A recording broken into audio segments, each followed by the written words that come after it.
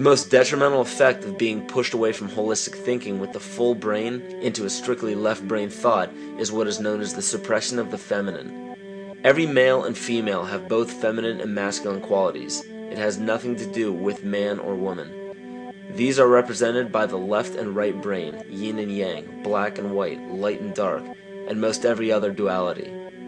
Both are vital to our spiritual and physical health. In ancient Egypt, the female was the rightful heir to the throne. The male she chose to marry became pharaoh. This depicted the goddess tradition that has been destroyed to make way for a patriarchal, male-dominated society we see enforced in every major denomination. In suppressing the feminine of every society and pushing the people to strictly left-brain thinking, the natural ability for humanity to feel earthly, cosmic, and personal energy became lost. Traditions that were passed on through shamans, witch doctors, magicians, psychics, and seers of all kind became outlawed and ridiculed and given a stigma of something out of a Hollywood movie. Every religion explains that we are children of God and have godliness inside of us. If you erase the anthropomorphized God and understand that God is nothing more than the spiritual web that connects all things, all religious scriptures begin to make much more sense. Our bodies are merely vessels to contain our spirit, to gather experience for the divine mind. This is how evolution is possible. It is scientifically proven that all species are evolving into more complex beings. Innate knowledge or racial memory within all species is the understanding of newborns of all kinds to automatically know specific details and traits that the mother does not have to teach them. Therefore, innate knowledge helps every species naturally evolve towards more complex organisms. Lyle Watson claims that it was a Japanese scientist who observed the 100th monkey effect in 1952. In this observation, he discovered that a certain portion or percentage of monkeys learned or developed a new trait. The knowledge became an innate ability in that species. This is further testimony to a collective consciousness among species.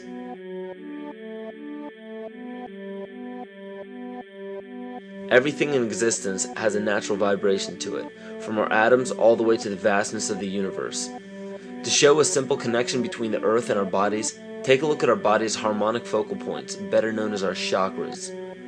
Just as there are harmonic focal points on a guitar string, there are locations within our body where our vibrations culminate. In Eastern philosophies, these 7 chakras are used to bring health and balance to the physical and spiritual body. Our Earth also has 7 chakra points at equally distant locations from one another. There is 1 chakra point on each continent. The root chakra is in Mount Shasta, California. The sexual chakra is in the Isle of Sun, Lake Titicaca in South America. The solar plexus chakra is in Uluru Kata Juta in Australia. The heart chakra is in Glastonbury or Shaftesbury, England. The throat chakra is where the Great Pyramids of Giza in Egypt are.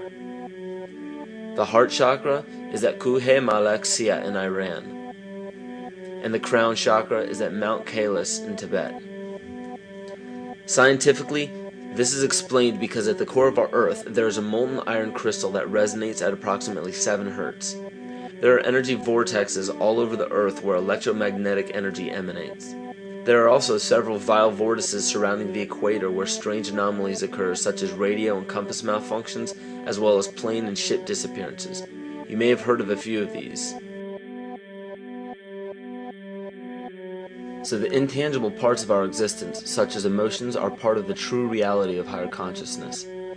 If emotions are part of a realm that we cannot experience with our 5 senses, then how is it that we are all aware of our emotions? What most people believe to be emotions are not truly the emotion itself. What we are experiencing is the physical manifestation of these emotions. Anger causes disturbance in the psyche, which manifests itself in the ego.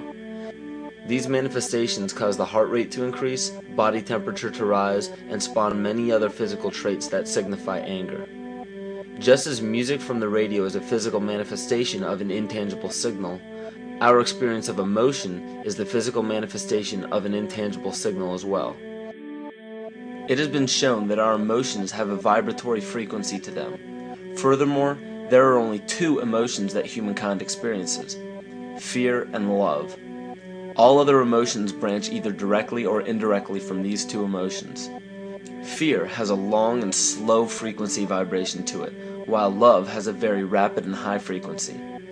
To show that vibration is the very foundation of existence, Hans Jenny developed what is known as cymatics in the 1940s to show that when vibrations of sound are passed through a form of media, there is a set pattern that will follow. When the frequency increases, the media develops into a more complex pattern.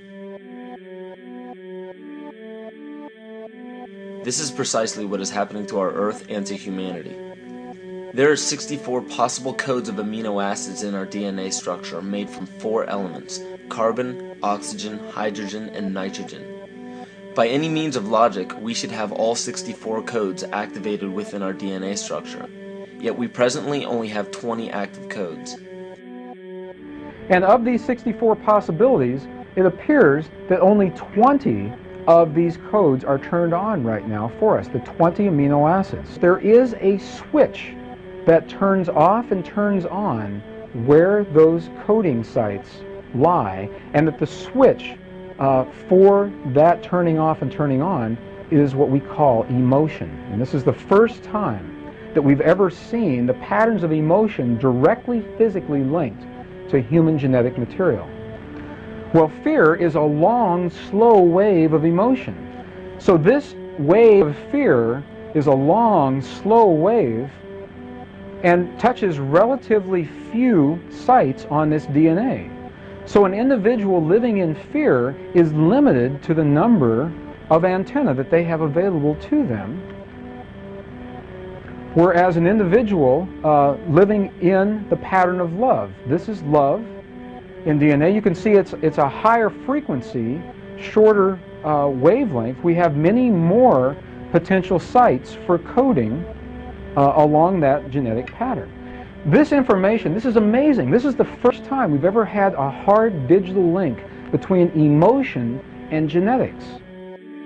This is important to understand because another researcher named Vladimir Popanov measured tiny particles of light called photons inside a vacuum tube.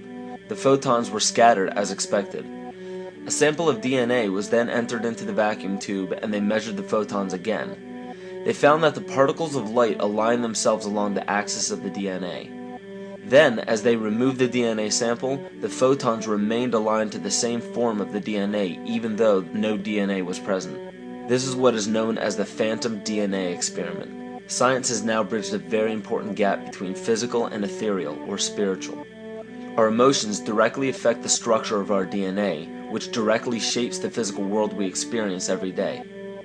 So the messages left by the ancients that we've explained here were more than just prophecies about a one-world government or a new world order.